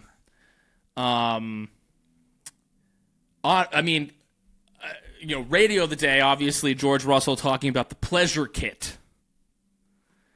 So I guess in these Vegas hotels, when you're staying in the like the top ones in the suites, they give you pleasure kits. So it's like, I don't know, handcuffs and vibrators and little whips or whatever it is, lube. And I guess incredible that they got this on camera. Incredible that Netflix was filming when this happened, but that George is saying, like, he's like, they had a pleasure kit for men and women. He's saying, I know it pleasures a woman, but I'm absolutely baffled. What pleasures a man? And then they're like, did you open it? And he goes, of course I opened it. I was curious. I'm a curious young lad. All right. What do you think was in the pleasure kit? It was probably like a dildo, like a small, like a dildo for a man's prostate ass. massager. Prostate, yeah. Now, it was very like briefcase. It was very. I love these. Like, obviously, I know how to pleasure women. Obviously, I know what I'm doing. I'm an expert. Yeah. I'm an expert. And here's the thing. I believe George is an expert. We have a ranking. Okay, I was like, what are you looking up here? You're looking up the ranking. Where the fuck is the ranking? All right, so listen, here's the thing. I believe that George knows his way around a woman's anatomy. We once, back in the bad old days of Red Flags, we didn't have as many listeners and we didn't get so fucking corporate. Yeah. We once did a world pussy eating championship and we speculated on who would be the best munch, as the kids would say, right? Yeah. We've since grown up and we've gotten all corporate and boring and all that. And one anonymous person who's a lesbian. Yes. I don't know why. I think that was important to throw in there. Yeah. I think context is important because they have the anatomy themselves, and then they know other people's anatomy. I think that's important. Double dip. Double dip. They know they know their way around. They know their way around. Ranked George pretty fucking high, 6th. Yes. For the record, they ranked Valtteri Bottas number 1. Yes. But this was their explanation for George. Got it up here. Yeah. George Russell, one time, their explanation for George Russell. One time in college, I went to a lecture about oral sex. Don't worry about it. And one of my straight friends went with me. He had never had sex at this point. And when I looked over, I saw he was very carefully taking notes and drawing pussy diagrams on his legal pad during the talk. You laugh, but he was the first of his friends to get married. Anyway, that's George Russell. George Russell is in a debrief with every girlfriend he's ever had and go, okay, so what worked? What didn't? Yeah, what can I do better? Oh, what can I do better? How can I improve? He's a good student. He's an inquisitive mind. Student. Yes. He looked at that pleasure box and he said, what can I learn from this? And you know what? And if we know from anything from Netflix, he wants to please. Yes. He aims to please. He's always checking in, right? He's always checking in. He goes, how is this? Is this good for you? Is this good for you? Is this good for you? Right. He's checking in with us as a Netflix audience. He's like, you guys liking this? You guys having fun? I mean, that gets a little annoying at some point. Of course. Got to strike a balance. You got to strike a balance. Got to check in, not too much. Got to check in, not too much. But yes, I believe George Russell knows how to pleasure a woman. I don't think he was. I don't think he was capping. Yes, no, that was an amazing moment. I forgot that Vegas was just. I was like, oh right, it fucking rained during qualifying. Vegas. Like that quali session was absolute insanity. You had the amazing moment because this is when the heat's starting to be on Zak. You see Zak like. I don't know if this is where they do the book tour, whether that was in the next episode, but it's like Zak's starting to feel the heat of Verstappen. Verstappen's still in this thing. Yeah, the book tour. Jesus Christ. This is how you become awesome like me. That's how you like, Jesus. And they're like, aren't you about to lose this championship? He's like, this is how you fucking skate by the skin of your fucking teeth, dude. Anyway. But this is where you have Chloe Todd, who's works with Zak, saying, tell me about the nail biting. He's like, it's fucking rank, Zak. It's disgusting. Stop biting your fucking nails, dude. And you I want an HBO show about that relationship. Totally. Like she's the one person who tells him the truth in the entire world. Yes, yeah. Surrounded by yes men, and she's the no woman. But obviously, this is also like, what an amazing thing is that you get. Because we all know what happened in Vegas. The story is the race happens, sure, whatever. Double DQ. And the fact that you have the cameras there and you get to see them realize, like, during the race, they're like, Lando's got a problem with his car, and you realize that they're like, oh, fuck. And then the guy comes over after the race, and he's like, he says to Zach, he's like, Netflix is here. Don't look at the camera. Don't look at the camera. And you see the guy like look at the camera and go like, fuck, like fuck. Netflix is following us as the most embarrassing thing that could possibly happen. Happens. He's like, right when Chris Medlin comes up to him and he's like, got anything to say, Zach? And Zach's like, fuck, everyone get the fuck out of my way. You saw the whispers and the pat. That's what makes the sport amazing. That's what makes Drive to Survive amazing. Is that, like, we all know this headline. And then you get to see it happen, like, in real time with, a professional camera crew. Yeah, it was amazing. Yeah, and Zach's, like, strutting about like he's the cock of the walk was really. And what a beautiful. It really sold that moment. He's on top of the world, literally flying above Las Vegas. Yes. And by the end of the episode, he's, like, in the pits of hell. That's what he has. Should I say something to the guys? Stella's like, fucking, I don't know, dude. Like, it's amazing. I just build the fucking car. So fucking good. Yeah. What else? Was there anything else from this episode? I mean, that was like an amazing moment. I mean, you get Max with the "Call Me Chucky." Oh no, that's the next episode. Sorry, that's the next episode. But that was a great moment. Zach lying through his teeth. That was a hot moment where he's like, yeah, we're checking, another radio. Was Max speaking German to Helmet?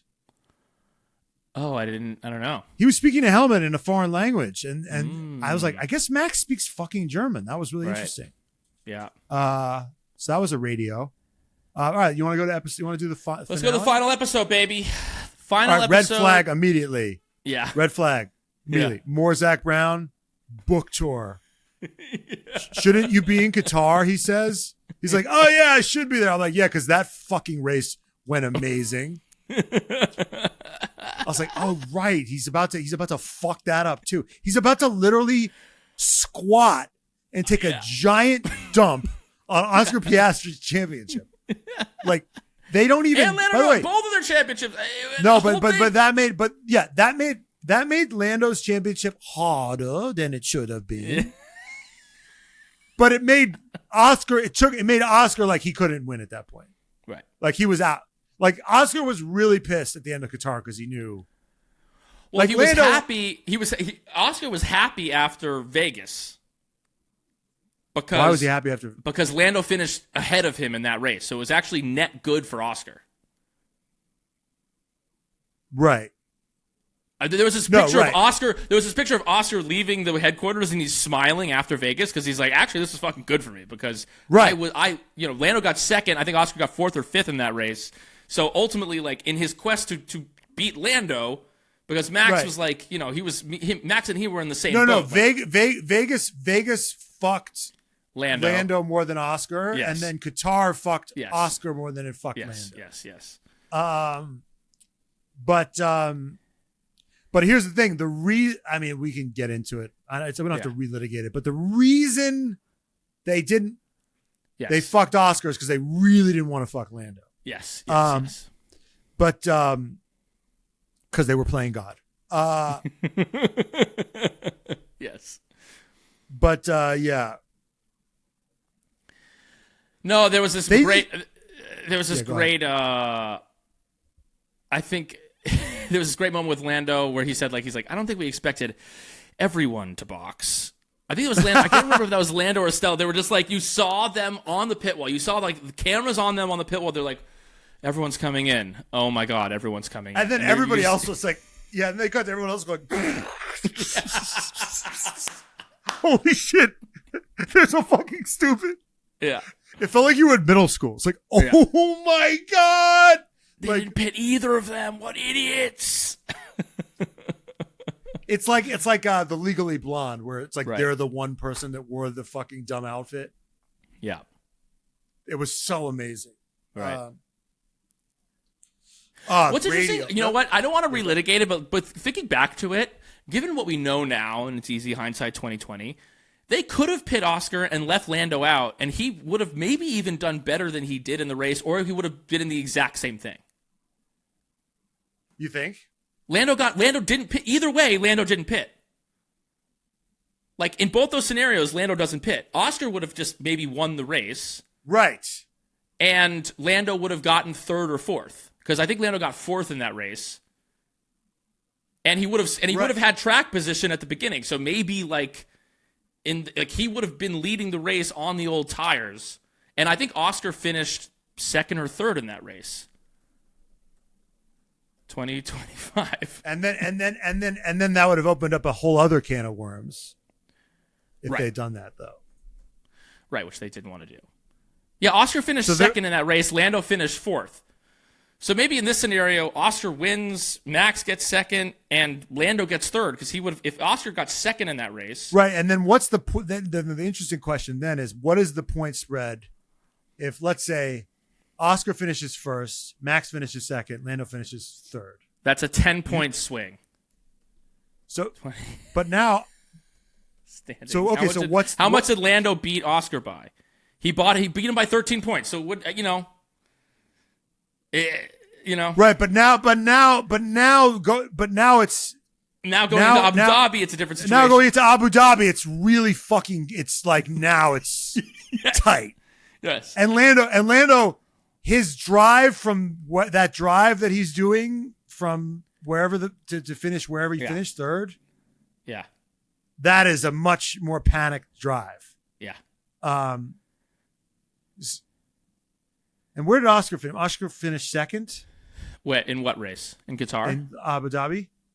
In Abu Dhabi, he finished second. Yeah, Max finished first. Oscar finished second. Lando finished third. Yeah. Still would have ultimately been the same. But maybe he finished fourth. But what if he finishes fourth? What if Oscar wins? I think he still wins. I think he still wins. Jay says we need to wrap it up. Okay. By 1 point. By 1 point. By 1 point. Anyway, okay. More moments in this episode. There was that. Honestly, I'm gonna give. Dude, I don't know. Daddy of the day. You know what I'm gonna give it to? There was this great moment, this great quote from Lando, where I think this is the moment where he was in the bathroom when he was just like, "Fuck," because it was after you have the one punch of Vegas, you have the second punch of Qatar, and now we're going into the final race, and Lando says, I don't think I'm scared of losing, but I'm scared of the effect of losing. The disappointment. And I thought that was a really insightful thing because it's almost like that actually represents kind of like trauma. When people talk about like trauma, it's like you don't want to like have the negative one experience. The trauma actually exists in the fallout of the experience. It's like, yeah, losing like the actual experience of I got into a car crash, I lost my leg. That experience, that literal experience, obviously terrible. The real trauma is I have to live the rest of my life without a leg. Right. That's where the you know what I mean? It's like, yeah. You lose a parent, obviously it's completely devastating. The trauma is I have to live the rest of my life without my parent. And it was just an interesting way of him like kind of talking about I'm not scared of like losing on the day. I'm scared of like what this does to the rest of my life if I don't do this. Like how I'm gonna this mounting pressure building up. I'm known as like a choke artist. I never get there, and I have to live with the scarlet letter that's going to be labeled that I'm going to get. Yes, thought that was a really interesting. I also think that's something that, thing. Like, when people have horrible things happen to them in life. Yeah. What's worse than the horrible thing that happens to them is how people treat them. Right. After the horrible thing. Right. It's the public perception of them after the horrible thing. Right. Is often worse than the horrible thing. Or not being able to talk about the horrible thing if there's shame in it. Like I can't talk about this and I can't heal from it. Like people kind of treat me like a pariah. I'm like, people don't know how to approach me. Like the rest of my life is altered by this thing that happened. It's not necessarily by how society treats me. Right. The horrible thing is these whatever. Guys on the public stage, it's like they're being treated a certain way by society all the time. And you know Right. the narrative of Lando going into the year was is this guy a fucking choke artist? And he's like grappling with like, is this going to be the rest of my life? Well, I'll have to contend with this. And you know, talking earlier about the kind of what they didn't hit of like the like you name it to tame it. It was a kind of really insightful moment of him understanding kind of like what the thing was. That I think, you know, it's like he's gotten flack for being all over the place and you know, like being too emotional, being too this, being too that. But, you know, maybe his ability to like at least be able to name what the thing is. Like he named the it, fear. right? He literally named the fear. And then he was maybe able to tame the fear. Another radio that I had was Max, brilliant. He's in a press conference with the two of them and with I think it was Lando and Oscar, and he said, "Yeah, you know, trophy looks the same. I got 4 at home. You know, not a big like the way he was kind of just subtly applying pressure to Lando and Oscar. I was like, man, he's a master. He's such a master. And like, I know. he doesn't do the interviews and he's like, oh, Max is a cooperator.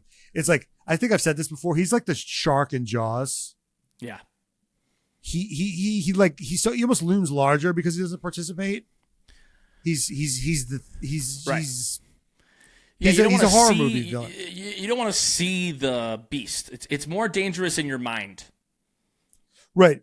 And it's more, and it's like scarier when it's like the shark doesn't ever sit down in the studio and goes, okay, so here's why I eat all these people. Yeah.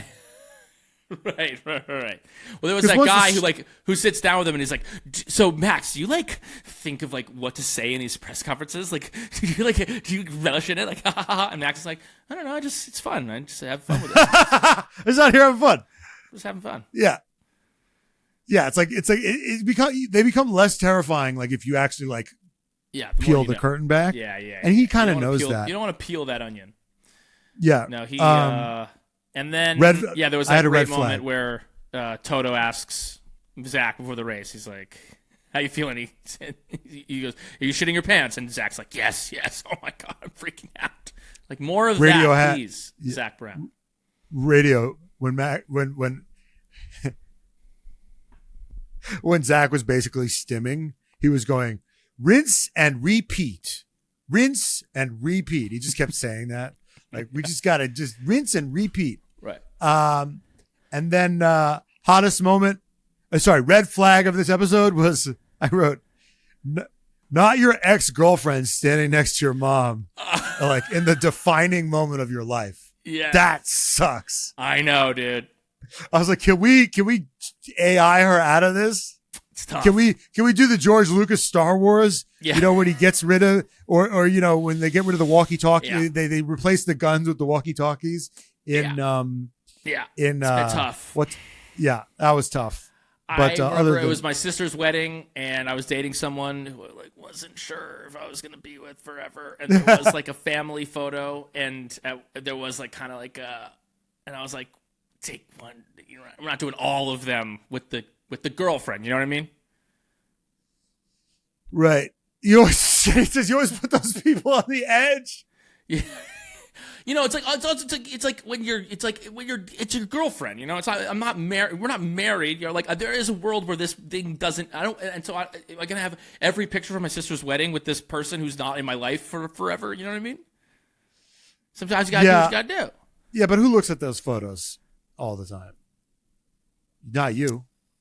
I don't know when I've looked at that, but you know, then you're 30 years later, you're like, Daddy, who's that? You know, like, don't worry about it. I wrote another hottest moment. I wrote that, you know, who's getting a lot of love. There's this one McLaren mechanic that they were always showing who's very handsome. I don't know if you recognize him. Yeah. He had little a beard. Fucking little mechanic, little British hottie. Yeah. Yeah, that was it. That was the season. Then obviously, you know, Lando wins. You know, you do get a great just like behind the scene clips of Zak just. Yeah! I'm like, is he doing a bit? Lando! Assault, just fucking bear hugging, breaking ribs left and right. I think he did say that. He goes, "Who's ready to have their hands broken?" Like he is Ted Lasso, dude. Well, he's fucking Ted Lasso. He's like Ted Lasso's like drunk cousin. Yeah. He's But like, in terms of like the American earnestness, course. like and all these Europeans are like, ooh, this is a lot. it is refreshing to have him there. I mean, it's such an energy shift, and it's Yes. But and red flag for the whole season. No Gunter Steiner, baby. No Gunter Steiner. But guess where you can't get Gunter Steiner? Right here, bitch. On Wednesday. Right. We'll see you in 2 days. That does it for this episode. Any final thoughts? Final thoughts on this episode? Hottest moment, Carlos Sainz in the L'Oreal commercial. Huh? Hottest moment of the season. Yeah. Carlos Sainz in L'Oreal.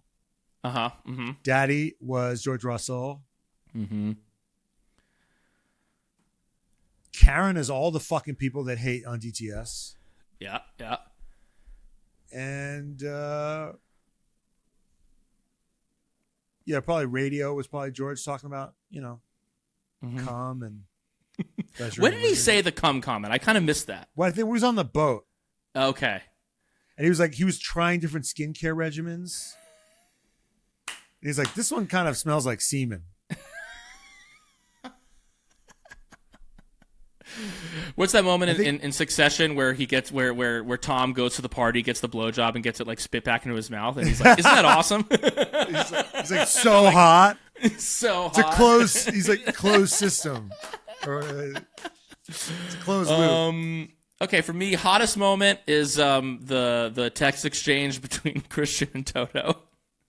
Oh, it's very. What were the two names? Lily and Jane from Heated Rivalry. Lily and Jane. Yep. Daddy. George Russell. Karen.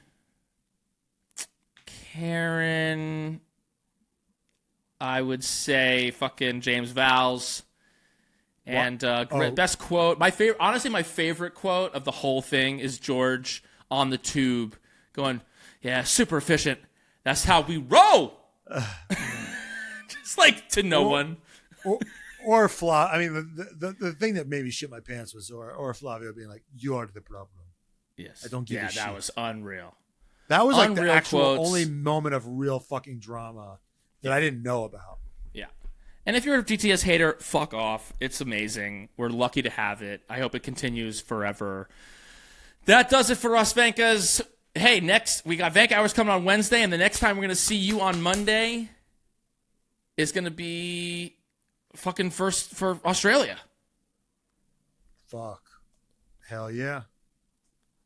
Dude, Australia predictions. George Russell, Charles Leclerc, Lewis Hamilton. That's dude. I have the same. I think Lewis getting podium. Yeah. Maybe I'm going to say. You know what I'm going to say George Russell, Max Verstappen, Lewis Hamilton. Okay. I think Lewis comes out with a bang. Babies, join our Patreon. Thank you to our Patreons. And a special thank you to our daddies. If you want to become a daddy of the pod, go to patreon.com/TRFpod, and you can get your name read off this list after every Red Flags episode. So we got to thank Kayla, Robin, Jordan Texera, Jade Lingo, Spencer Grieve, Javier Romero, Sheila Valeri, Chandler, Ali Santana, Carla, Carlo, Kimberly, Waylon, Alonso of My Face 69, Donya Dada, Deadbeat Daddy Muhammad, Jimmy, Kimmy, sponsored by Mommy of the Pod, Hollister584, Delusional Science Fan, Kat, Future Dog Tordion, Steph Grossi, Laura, Emily Gillenwater, Cody Hull is my F1 Daddy, Branch W, Keep Up the Signs Hate, Hunter Scruggs, Salmonella, Mozzarella, I'm a Leclerc fan, and yes, it hurts, Jake Hess, George Russell is Evil Peter Park from Spider-Man 3, Matt Edwards is always right, I wish I was Max and Danny's love child, Delaney Andrews, Henry Caskey, Miles Lewis Alexander, Maggie B, Kaylee Breyer, Eve the Y, Devin, a.k.a. the future Dr. Sullivan's PA, Courtney Frazier, Yuki Sonoda's other mother, Jenny is the reason I am a daddy, Megan, Aaron, Pineapple with a Y, Matt has a secret bonus for Carlos Sainz. Unfortunately, it's Gary. Carolina. My name is AJ, and fuck the HOA. K-Man can fuck smash my door any day. The official F1 race program and executive editor, Sarah. I got tickled by the Tifosi. Hey, Jet, good luck out there. Allison Sane, Zhuzh, F1 Dude Company, Trent Slickman, Code Brown Sonoda, Jerome Ferreira, Colapinto is a fraud. Aaron, Shahid, Jeans Rockstar, Chohun, who won our fantasy league for the second year in a row. You get if you win our fantasy league, which you can get to on our Patreon, just at the base level entry, It makes you a daddy for a year. Shawhead James Rockstar has had daddy privileges for 2 years and hasn't had to pay daddy prices. If you win our Patreon league, then get on it. So subscribe right now for that. Cat'll lick my balls. Stay fierce. Charlotte Claire. Truthbringer. Mama Burns. Arthur Leclerc is hotter. Carlos Science. Opie Goblin. Right? Meow. James. DNCTT. Finney. Daddy Kev. Not Magnuson. Mr. Ed, Bobby, Lando Norris's unofficial girlfriend. Why do I hawk to all in this name? Winkin, Lizzie Y, Javar from afar, Stroll, Pay the troll toll to get in the boys' hole, Andrew Prisco, and our newest daddy, Rojo the Bambino. Honorary Daddy of the Pod this week, every week. Nicole Piastri, if you want to come and Daddy of the Pod, go to patreon.com/DaddyOfThePod. Join the resistance today. We love you, Vegas. See you on Wednesday and then Monday. Goodbye, Vegas.